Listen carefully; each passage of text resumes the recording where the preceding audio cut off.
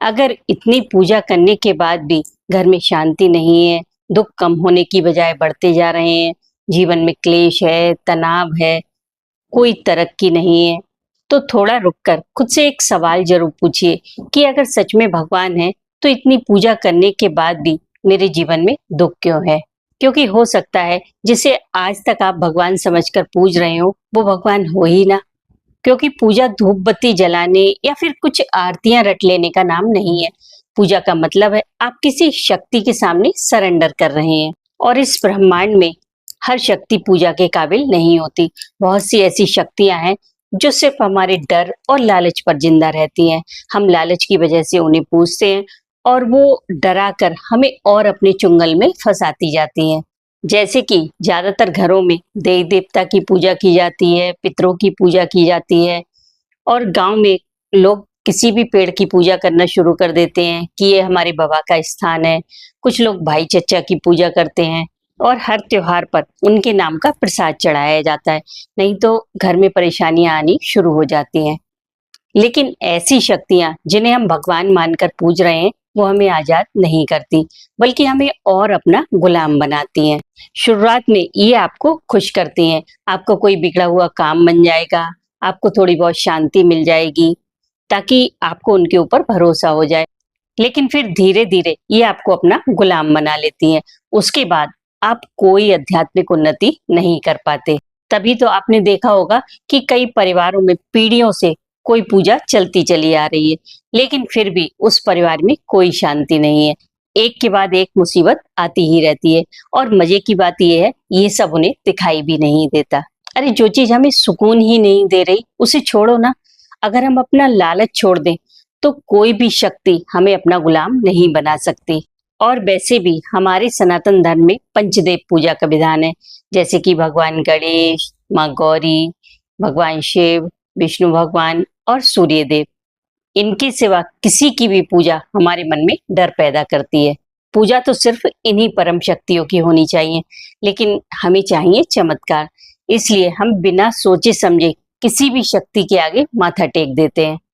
आपने भी देखा होगा, महसूस किया होगा, और आपने खुद भी किया होगा कि बाइक पर चलने वाले लोग या कार में चलने वाले लोग, कहीं भी रास्ते में छोटा सा मंदिर दिखता है या कोई पेड़ दिखता है जिस पर चुनरी लपेटी गई हो, या फिर कोई भी टूटी फूटी मूर्ति रखी हो, झंडा लगा हो, वहां पर अपना सर झुकाने लगते हैं।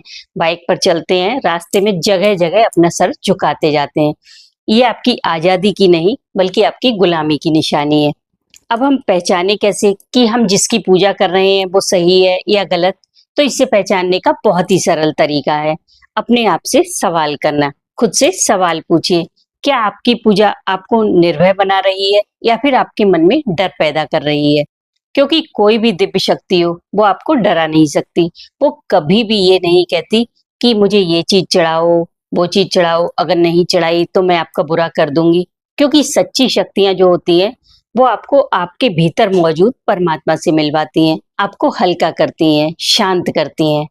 इसके विपरीत जो शक्तियां आपसे कुछ लेना चाहती हैं, वो आपको हमेशा डरा कर रखेंगी।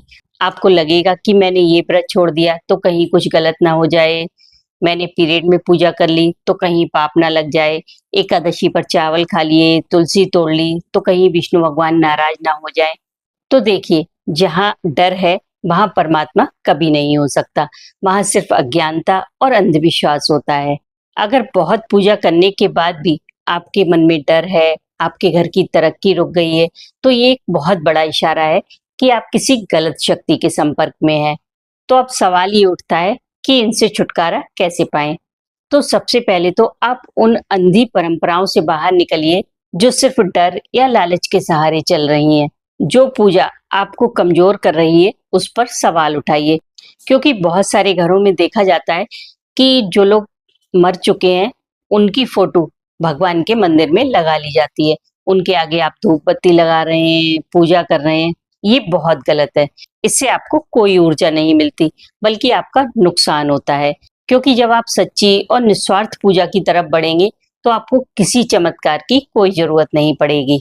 और तब आपको समझ आएगा कि असली शक्ति किसी पत्थर या समाधि में नहीं और न ही किसी झोला छाप बाबा में है, बल्कि वो शक्ति आपको अपने भीतर मिलेगी परमात्मा के रूप में। इसलिए जितनी जल्दी हो सके अपनी चेतना को जगाइए, सही मार्ग चुनिए और जिस दिन आपको डर लगना बंद हो जाए तो समझ जाइए आप दिव्य शक्ति के संपर्क में आ चुके हैं।